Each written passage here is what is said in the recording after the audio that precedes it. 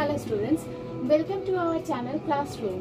This is your Momita ma'am and today আমরা পড়ব যে চ্যাপ্টারটা সেটা হচ্ছে ক্লাস 9 এর প্রথম চ্যাপ্টার।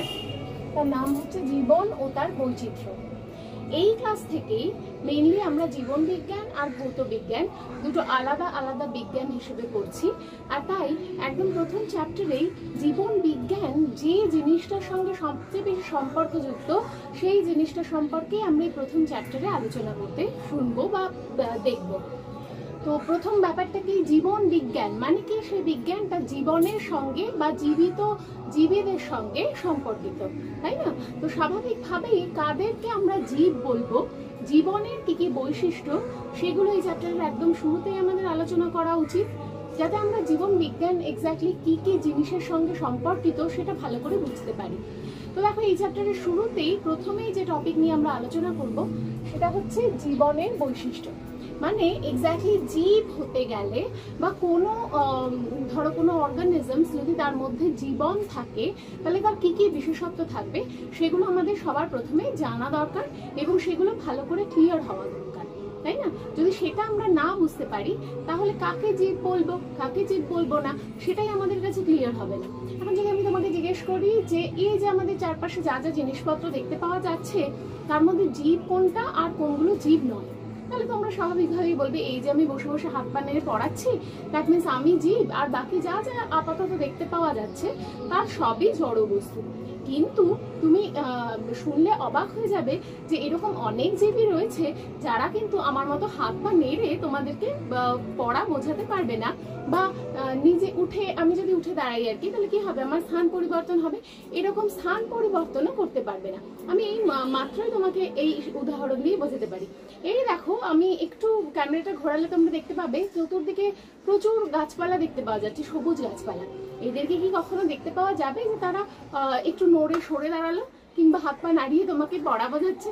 তা তো দেখতে পাওয়া যাবে না। তাহলে কি তারা জীব নয়? আমরা কিন্তু জানি যে উদ্ভিদেরও প্রাণ আছে এবং আমাদের দেশের একজন বিজ্ঞানী আচার্য জগদীশ চন্দ্র বোস সেটা ভালো করে আমাদেরকে ব্যাখ্যা করে এবং প্রমাণ করে দেখিয়েছেন, তাই না? সেসব ব্যাপারে আমরা ক্লাস 10-এ আলোচনা করব। কিন্তু আপাতত তাহলে তুমি চিন্তা করে দেখো যে এই যে হাত পা নেড়ে পড়ানোর ক্ষমতা, এটা না থাকলে কিন্তু আমি যে তাকে জীব বলতে পারবো না, ব্যাপারটা মোটেও সেরকম নয়, তাই না? এছাড়াও আরো অনেক বিশেষত্ব রয়েছে যে বিশেষত্বগুলো থাকলেও আমি তাকে জীব বলতে পারবো না, আবার সেগুলো না থাকলেও তাকে আমি জীব বলতে পারি। তো এই সব ব্যাপারগুলোই আমরা এই প্রথম যে অংশ সেখানে আলোচনা করব। তো দেখো, জীবনের যে বৈশিষ্ট্যগুলো সেগুলো আমরা এবার আলোচনা করব। একদম প্রথম যে বৈশিষ্ট্য সেটা হচ্ছে যে যে কোনো জীব শুধুমাত্র তার এই বৈশিষ্ট্যটুকুর জন্যই আমরা তাকে জীব বলতে পারি। সে বৈশিষ্ট্যটা কি বৈশিষ্ট্য? খুবই গুরুত্বপূর্ণ একটা বৈশিষ্ট্য সেটা।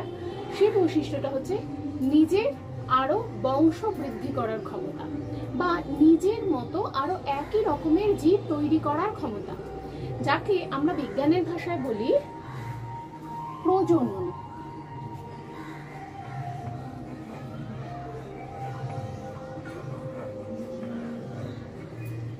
এই প্রজনন বা বংশ বিস্তার করবার যে ক্ষমতা, এটা জীবেদের অত্যন্ত বেসিক একটা বৈশিষ্ট্য। দেখো, এমন এক ধরনের জীবের কথা আমরা ছোটবেলার বইতে পড়েছি, আমাদের অণুজীব চ্যাপ্টারে ক্লাস 8-এর বইতে, যাদেরকে পুরোপুরি আমরা বইতেই পড়েছি, যাদেরকে পুরোপুরি আমরা জীবের মধ্যে ফেলতে পারছি না কিন্তু আবার জড় পদার্থও বলতে পারছি না, কারণ জীবের যে অন্যান্য বৈশিষ্ট্য সে সমস্ত বৈশিষ্ট্যের মধ্যে কোনোটাই তাদের নেই, কোনোটাই না। কিন্তু এই একটাই বৈশিষ্ট্য, সেই বৈশিষ্ট্যটুকু থাকার জন্যই আমরা তাদেরকে জড় পদার্থের মধ্যে ফেলতে পারছি না। কারা তারা? তারা হচ্ছে ভাইরাস। আমরা ছোটবেলার বইতে পড়েছিলাম ভাইরাস হচ্ছে জীব ও জড়ের মধ্যবর্তী পর্যায়ের বস্তু, তাই না? কেন মধ্যবর্তী পর্যায়ের বস্তু? তাদেরকে পুরোপুরি জীব বা পুরোপুরি জড় পদার্থ বলা যাচ্ছে না। তার কারণ হচ্ছে জীবের যে অন্যান্য বৈশিষ্ট্যগুলো এখন আমরা আলোচনা করব, এই বৈশিষ্ট্যগুলোর মধ্যে কোনোটাই ভাইরাসের দেহে ঘটতে দেখা যায় না। এমনকি আমরা জানি যে জীব দেহের একক হচ্ছে একটা কোষ বা প্রোটোপ্লাজম।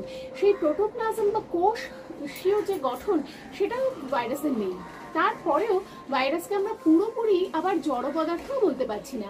কেন? তার কারণ হচ্ছে ভাইরাসের এই যে বিশেষত্বটা বোর্ডে লেখা হয়েছে, এই যে বৈশিষ্ট্যটা, এই বৈশিষ্ট্যটা কিন্তু রয়েছে।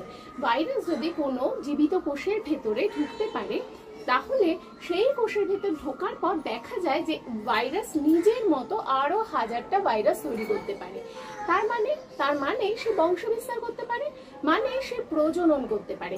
এই প্রজনন ক্ষমতাটুকুন থাকার জন্য ভাইরাসকে কিন্তু আমরা পুরোপুরি জড় পদার্থ বলতে পারছি না। কি বলছি? জীব ও জড়ের মধ্যবর্তী পর্যায়ের বস্তু।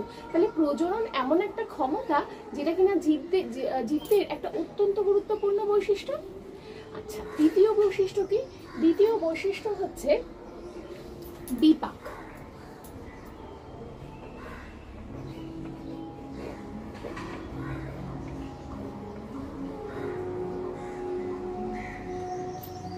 এই বিপাক জিনিসটা কি সেটা বোঝার জন্য আমাদের কিন্তু একটু ভালো করে শুনতে হবে আমার কথাটা। হ্যাঁ, আমি কি বলছি দেখো।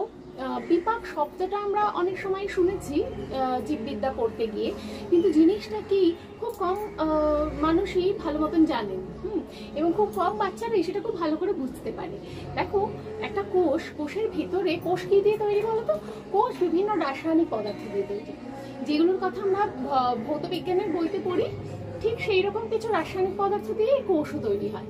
এখন বিষয় হচ্ছে যে এই রাসায়নিক পদার্থগুলোর সঙ্গে ভৌত বিজ্ঞানের বইতে পড়া রাসায়নিক পদার্থগুলোর অমিল কোথায় বা পার্থক্য কোথায়? পার্থক্য হচ্ছে যে এই যে রাসায়নিক পদার্থ যেগুলো দিয়ে কোষ তৈরি হয় বা কোষের ভেতরে সমস্ত প্রোটোপ্লাজমটা তৈরি হয়, এই রাসায়নিক পদার্থগুলো শুধু কোষের ভেতরেই পাওয়া যায়। ঠিক আছে, সেগুলোকে ভৌত বিজ্ঞানের মতন অন্য কোথাও পাওয়া যায় না, এগুলো শুধু জীবদেহের মধ্যেই তৈরি হয়। এই জন্য এই যে রাসায়নিক পদার্থগুলো, একে বলা হয় জৈব রাসায়নিক পদার্থ। ঠিক আছে, এবার দেখো, এই জৈব রাসায়নিক পদার্থগুলো সব একসঙ্গে একটা ধরো একটা কোষের থলির মতন একটা কোষ, সেই কোষের ভেতরে তারা একসঙ্গে অবস্থান করছে। তাহলে এতগুলো রাসায়নিক পদার্থ যদি একসঙ্গে অবস্থান করে, খুব স্বাভাবিক যে তাদের মধ্যে বিভিন্ন রকম রাসায়নিক বিক্রিয়া সারাক্ষণ হচ্ছে, তাই না? এই যে রাসায়নিক বিক্রিয়াগুলো, এগুলোকে আমরা জৈব রাসায়নিকের সঙ্গে বা জীবদেহের সঙ্গে মিল করিয়ে এই রাসায়নিক বিক্রিয়াগুলোর নাম রেখেছি জৈব রাসায়নিক বিক্রিয়া। এবং এই যে জৈব রাসায়নিক বিক্রিয়াগুলো, এগুলোকে একসঙ্গে বলে বিপাক। তাহলে বিপাক কাকে বলছে? বলছে যে কোষের ভেতরে যত রকমের জৈব রাসায়নিক বিক্রিয়া হচ্ছে, এই জৈব রাসায়নিক বিক্রিয়াগুলোকে একসঙ্গে বলে বিপাক। বোঝা গেল? এই বিপাক কিন্তু দু রকমের হয়। কি কি? দেখো, কি কি আমরা পয়েন্ট করে করে লিখব। প্রথমটা হচ্ছে উপচিতি বিপাক, আর দ্বিতীয়টা হচ্ছে অপচিতি বিপাক।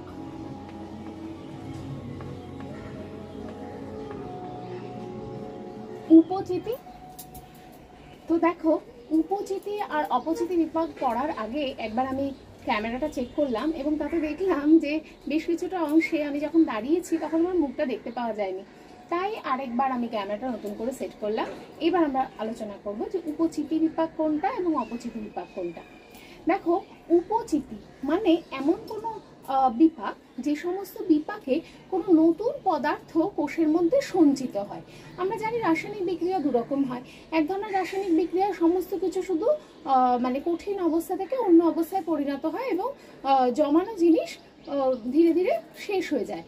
ঠিক আছে, আবার আরেক ধরনের রাসায়নিক বিক্রিয়া আছে যাতে নতুন জিনিস তৈরি হয় এবং সঞ্চিত হয়। কোষের মধ্যে এই ধরনের যে রাসায়নিক বিক্রিয়াগুলো ঘটে, যাতে কোনো নতুন জিনিস বা নতুন কঠিন বস্তু কোষের মধ্যে সঞ্চিত হয়, তাই সেই ধরনের যে বিক্রিয়া তাদেরকে আমরা বলি উপচিতি বিক্রিয়া।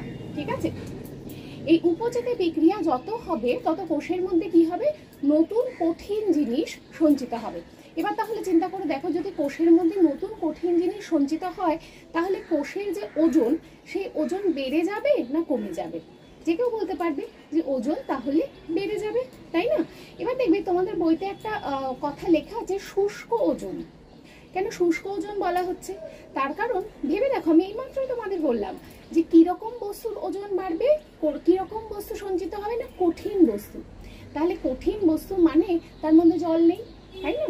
তো জল বা তরল পদার্থ ছাড়া যদি কোনো একটা জিনিসকে আমরা কল্পনা করি তাহলে সেটা কিরকম, সেটা শুষ্ক বা শুকনো, তাই না? তাহলে কঠিন বস্তুকে আমরা শুষ্ক বস্তু বা শুকনো বস্তুও বলতে পারি, তাই না? তো সেই কঠিন বস্তুর ওজন বেড়ে যাওয়া মানেই শুষ্ক ওজন বেড়ে যাওয়া, মানে জল ছাড়া বাকি যে সলিড অংশ আর কি তার ওজন বেড়ে যাওয়া। আমরা জানি কিন্তু যে প্রোটোপ্লাজমের 80%ই হচ্ছে জল, তাহলে সেই জল ছাড়া বাকি যে কঠিন অংশ, সেই কঠিন অংশের ওজন যখন বেড়ে যাবে কোষের মধ্যে, তখন আমি বলতেই পারি যে শুষ্ক ওজন বেড়ে যাচ্ছে, তাই না? তো উপচিতি বিপাকের ফলে কিন্তু জীবদের শুষ্ক ওজন বৃদ্ধি পায়, ঠিক আছে? এই ধরনের বিপাকের উদাহরণ কি? উদাহরণে আমরা যে টার্ম বা যে নামগুলো পড়বো এগুলো সম্পর্কে আমরা 3rd চ্যাপ্টারে খুব ডিটেলসে আলোচনা করব। আপাতত শুধু নামটুকুই জেনে রাখো। এই ধরনের বিপাকের উদাহরণ হচ্ছে সালোক সংশ্লেষ, ঠিক আছে? যখন উদ্ভিদরা সালোক সংশ্লেষ করে কিংবা যে কোনো জীব পুষ্টি সম্পন্ন করে, তখন তার কোষের মধ্যে নতুন কঠিন জিনিসের আরো জমা হয়, নতুন কঠিন জিনিস জমা হয়। তার ফলে কি হলো, তার শুষ্ক ওজন বেড়ে গেল, ঠিক না? তার কঠিন বস্তুর ওজন, তার মধ্যে আরো নতুন কঠিন বস্তু জমা হওয়ার ফলে তার শুষ্ক ওজন বেড়ে গেল, তাই না? তো এই ধরনের যে বিপাক সালোক সংশ্লেষ বা পুষ্টি, এদেরকে আমরা বলি উপচিতি বিপাক। বোঝা গেল? এইবার আমরা আলোচনা করব অপচিতি বিপাক কাকে বলে। অপচিতি বিপাক ঠিক এর উল্টোটা। যে ধরনের বিপাকে বা যে ধরনের রাসায়নিক বিক্রিয়ার ফলে, কোষস্থ রাসায়নিক বিক্রিয়ার ফলে কি হয় না, এই যে জমানো কঠিন বস্তু সেগুলো খরচ হয়ে যায়, ঠিক আছে? যদি সেগুলো খরচ হয়ে যায় তাহলে কি হবে, ওজনটা আবার কমে যাবে কি যাবে না? যাবে। তো যেই ধরনের রাসায়নিক বিক্রিয়ায় এই ঘটনাটা ঘটবে, অর্থাৎ জমানো কঠিন বস্তুর পরিমাণ কমে যাবে বা সেগুলো খরচ হয়ে যাবে এবং তার ফলে শুষ্ক ওজন কমে যাবে, সেই ধরনের বিপাককে আমরা বলবো অপচিতি বিপাক। বোঝা গেল? সেই ধরনের বিপাককে আমরা বলবো অপচিতি বিপাক। এর উদাহরণ কি? এর উদাহরণ হচ্ছে শ্বসন এবং রেচন। শ্বসন আর রেচনের ফলে কিভাবে অপচিতি হচ্ছে বা কিভাবে কঠিন বস্তুর পরিমাণ কোষ থেকে কমে যাচ্ছে, এটা আমরা 3rd চ্যাপ্টারে যখন শ্বসন আর রেচন আলোচনা করব তখন পরিষ্কার করে বুঝতে পারবো, ঠিক আছে? আপাতত এইটুকুই। দেখো, বিপাকের পরে যে জিনিসটা আমরা আলোচনা করব, জীবের যে বৈশিষ্ট্যটা, সেটা হচ্ছে বৃদ্ধি, ঠিক আছে? যখনই কোনো জীব আমরা মানে তাদেরকে দেখতে পাই, দেখবে তারা কিন্তু ছোট থেকে বড় হয়ে ওঠে। এমনকি যে এককোষী জীবেদের কথা আমরা পড়েছি না ক্লাস 8-এর বইতে, এই এককোষী জীবেরাও জানবে সব সময় যখন তারা একটা কোষ থেকে নতুন করে তৈরি হয়, তারা কিন্তু মাতৃকোষের অনুরূপ সাইজের হয় না, মানে একই রকম সাইজের বা একই রকমের আকৃতির বা আয়তনের হয় না। কিছুটা সময় লাগে তাদেরকে নিজেদেরকে খাইয়ে পড়িয়ে তাদের মধ্যে বিভিন্ন বিপাক ক্রিয়া, অবশ্যই উপচিতি বিপাক হয়ে সেই কোষগুলোকে মাতৃকোষের আকারে পরিণত হতে। আবার আমরা নিজেদেরকেও যদি চিন্তা করি, আমরা যখন সবে জন্মেছিলাম তখন আমরা এইটুকু সাইজে ছিলাম, তারপর সেখান থেকে এত বড় সাইজের হয়েছি। দ্যাট মিনস আমাদের একটা বৃদ্ধি হয়েছে, তাই না? এই যে বৃদ্ধি হওয়া, এটাও কিন্তু জীবেদের একটা ভীষণ গুরুত্বপূর্ণ বৈশিষ্ট্য। তুমি উদ্ভিদদের ক্ষেত্রেও চিন্তা করে দেখো, যখন আমাদের বাড়ির সামনে তুমি একটা আম খেয়ে আমের আটিটা ফেললে, সেখান থেকে একটা নতুন গাছ জন্মালে, সেটা এইটুকু থাকে, তারপর সেটা একটা এত বড় আম গাছে পরিণত হয়, তাই না? তো এই যে বৃদ্ধির ঘটনা, সেটা আমরা নিজেরাও প্রত্যক্ষ করেছি। সো জীবেদের একটা খুব গুরুত্বপূর্ণ বৈশিষ্ট্য এটাও যে তাদের কিন্তু এটি অবশ্যই যেটা হবে সেটা হচ্ছে বৃদ্ধি। তাহলে 3 নম্বর পয়েন্ট হচ্ছে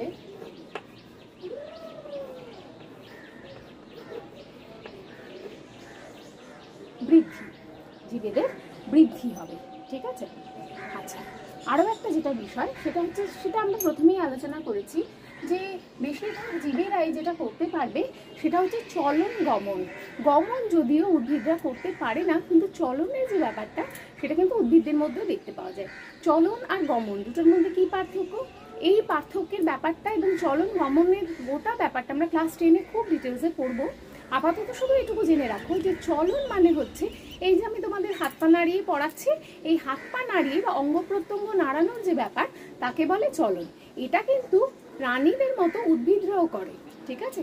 এবং তার উদাহরণ আমরা জানি, এই যেরকম ধরো লজ্জাবতী গাছকে যদি আমরা ছুঁয়ে দিই কি হয়ে যায়, পাতাগুলো মুদে যায় না? এটা একাই হয় না। তো এই যে ধরনের মানে নড়াচড়া, এটা কিন্তু উদ্ভিদরাও করতে পারে, একে বলে চলন, ঠিক আছে?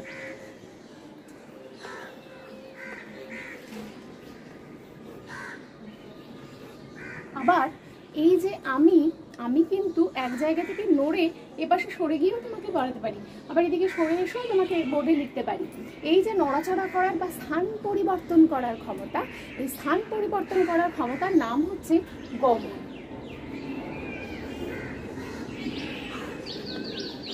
এই গমন কিন্তু শুধুমাত্র প্রাণীদের মধ্যেই দেখতে পাওয়া যায়, উদ্ভিদদের মধ্যে কিন্তু গমন জিনিসটা দেখতে পাওয়া যায় না।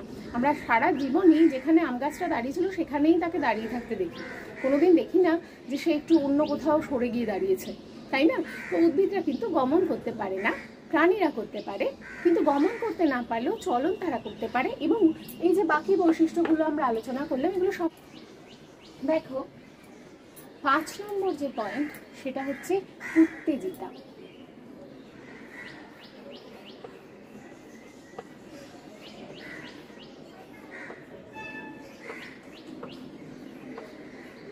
উত্তেজিতা মানে খুব একটা ইম্পর্টেন্ট জিনিস। দেখো উদ্ভিদদের কিন্তু এই চলন গমনের মধ্যে গমন জিনিসটা দেখতে পাওয়া যায় না, কিন্তু তারপরেও উদ্ভিদের আমরা জীবের মধ্যে ফেলেছি, তাই না? তো এই যে উদ্ভিদদের জীবের মধ্যে ফেলার যে ব্যাপারটা এবং সেটাকে প্রমাণ করা যে উদ্ভিদদের মধ্যেও প্রাণ রয়েছে, এটা কিন্তু একটা কঠিন ব্যাপার ছিল, ঠিক আছে?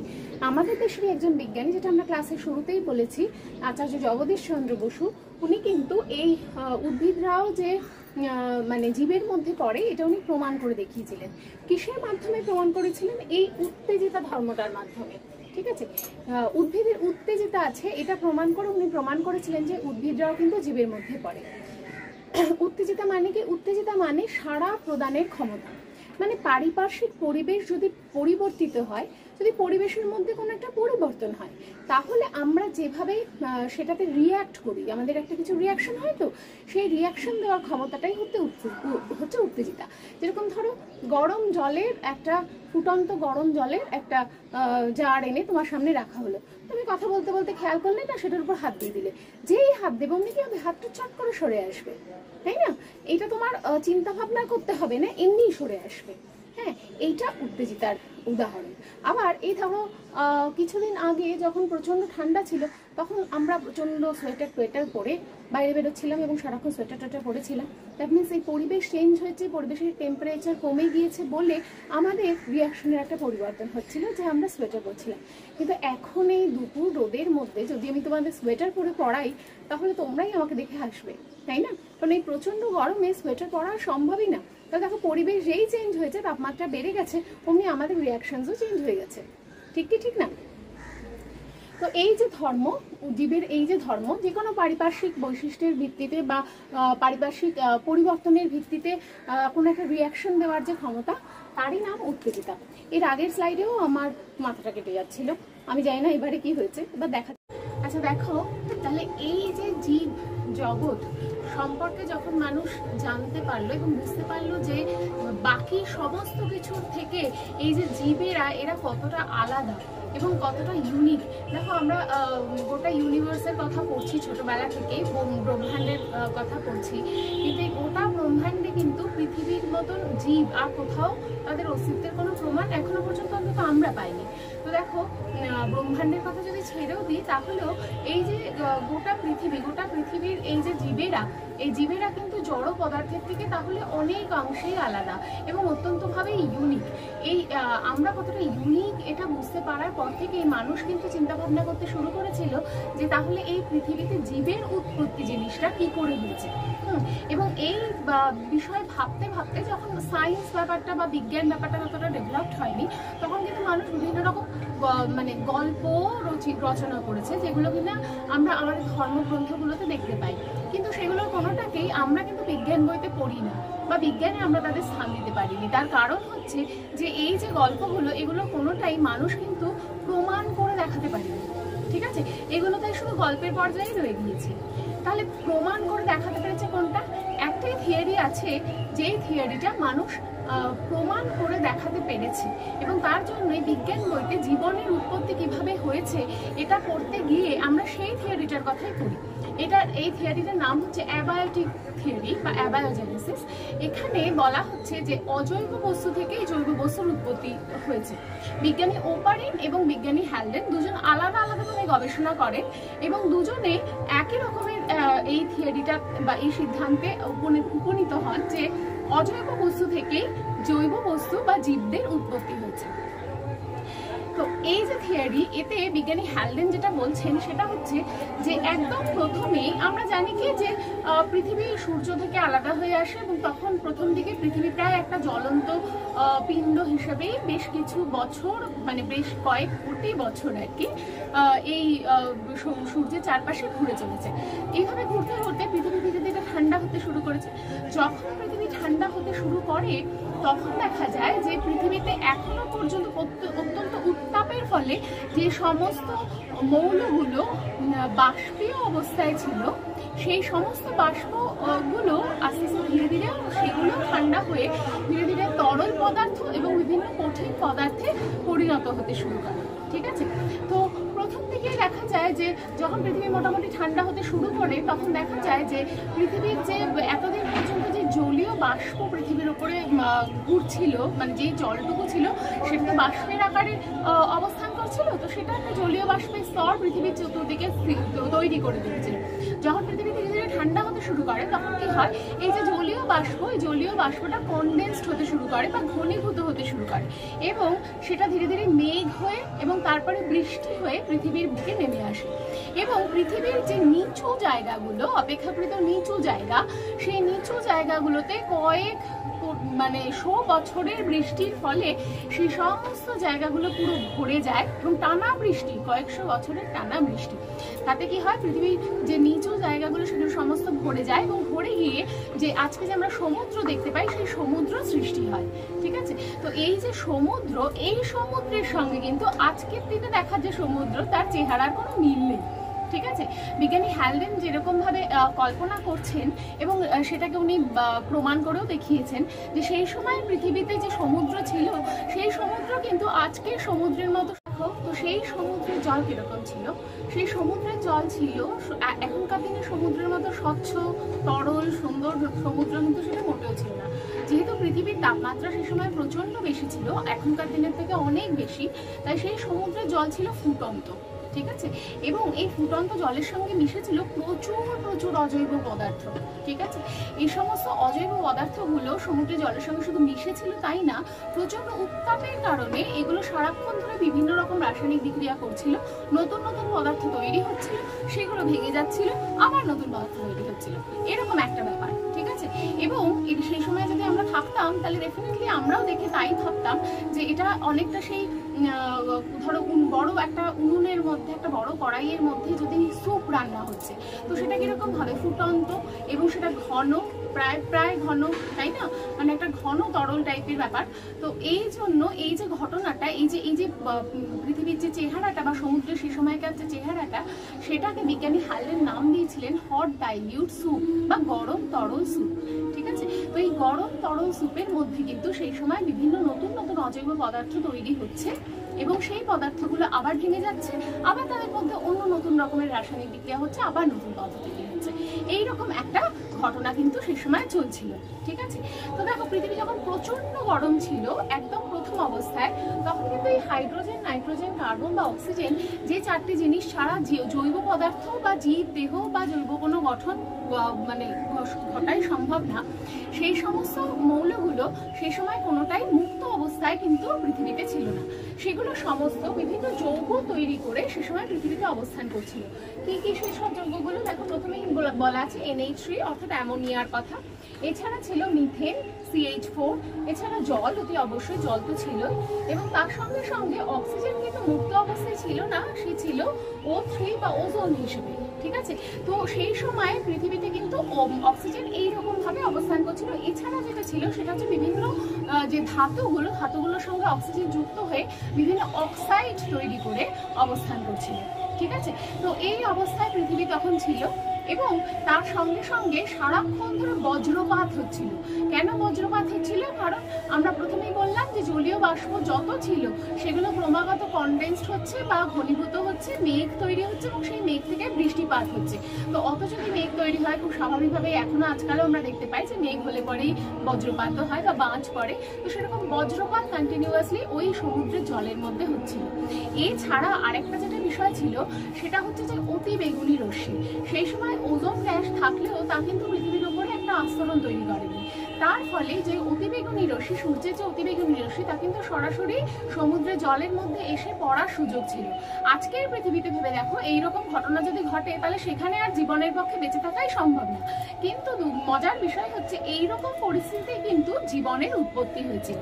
ঠিক আছে, তো দেখো এই যে যৌগগুলো, এই যৌগগুলো পরবর্তীকালে ওই যে হট ডাইলিউট সুপের যে রূপী যে সমুদ্র, সেই সমুদ্রের মধ্যে এগুলো নিজেদের মধ্যে বিভিন্ন রকম বিক্রিয়া করতে থাকে এবং বিক্রিয়া করার পর তারা বিভিন্ন রকমের নতুন বস্তু তৈরি করে। মাত্র বললাম সেগুলো কি প্রাথমিকভাবে তারা তৈরি করে অ্যালডিহাইড আর কিটোন বলে দু রকমের যৌগ। এই অ্যালডিহাইড আর কিটোন থেকে পরবর্তীকালে আমরা সরল শর্করা পাই, অ্যামাইনো অ্যাসিড পাই, ফ্যাটি অ্যাসিড পাই এবং নিউক্লিক অ্যাসিড পাই। এই জিনিসগুলো কি দেখবে সেকেন্ড চ্যাপ্টার যখন আমরা পড়াবো তখন দেখবে তার শুরুতেই আমরা এগুলোর কথা আলোচনা করব। ঠিক আছে, এইগুলো হলো কিছু জৈব অণু, যে জৈব অণুর একেবারে প্রাথমিক অবস্থা বা একেবারে মানে প্রাথমিক গঠন। ঠিক আছে, এই যে সরল শর্করার কথা বললাম না, এই সরল শর্করাগুলোই পরস্পর জুড়ে জুড়ে পরবর্তীকালে তৈরি করে কার্বোহাইড্রেট। ঠিক আছে, এই অণুটার সঙ্গে কিন্তু আমরা পরিচিত, তাই না? তো এই যে কার্বোহাইড্রেট এ কিন্তু সরল শর্করা জুড়ে জুড়েই তৈরি হয়েছে। আবার অ্যামাইনো অ্যাসিড গুলো পরবর্তীকালে জুড়ে জুড়ে তৈরি করে প্রোটিন। ঠিক আছে, আবার এই যে ফ্যাটি অ্যাসিড, এই ফ্যাটি অ্যাসিড নাম শুনেই বোঝা যাচ্ছে এগুলো পরস্পর জুড়ে জুড়ে তৈরি করে ফ্যাট। ঠিক আছে, তো কার্বোহাইড্রেট, প্রোটিন, ফ্যাট এই তিনটে জিনিস দিয়ে কিন্তু তৈরি হয়। আর এই যে নিউক্লিক অ্যাসিড, এটা হচ্ছে সবথেকে বেশি গুরুত্বপূর্ণ।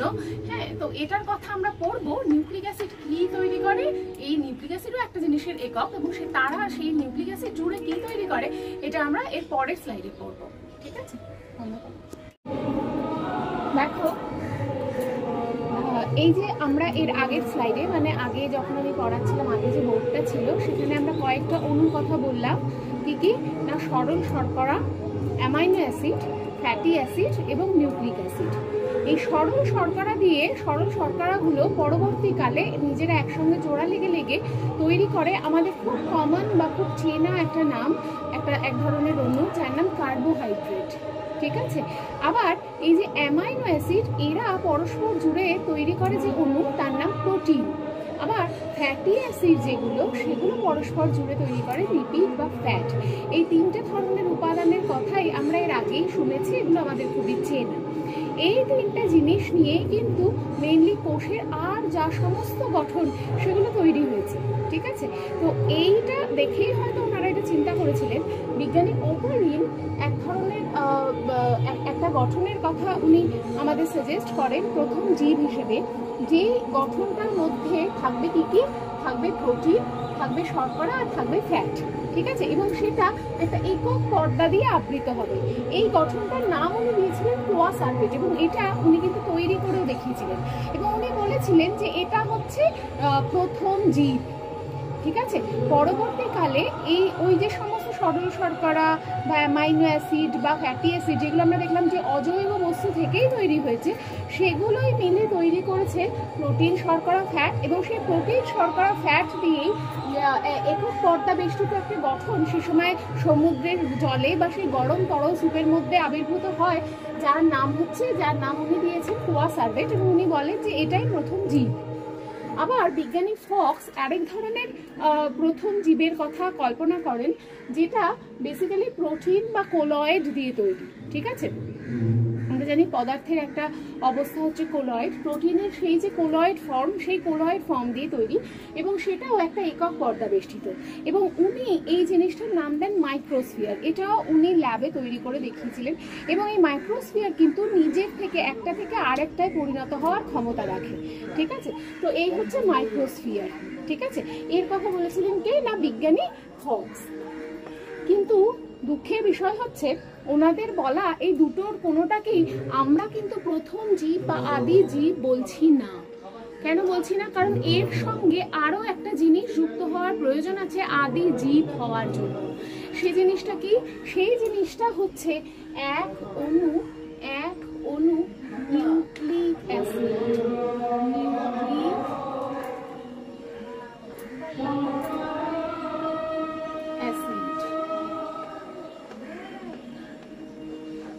এই যে কোয়াসার্ভেট বা মাইক্রোস্ফিয়ার যদি এর সঙ্গে এখনো নিউক্লিক অ্যাসিড যুক্ত হয় তখনই আমি তাকে কিন্তু বলবো প্রথম জীব বা প্রোটোবায়ন্ট। ঠিক আছে, তাকেই আমরা বলবো প্রোটোবায়ন্ট বা প্রথম জীব।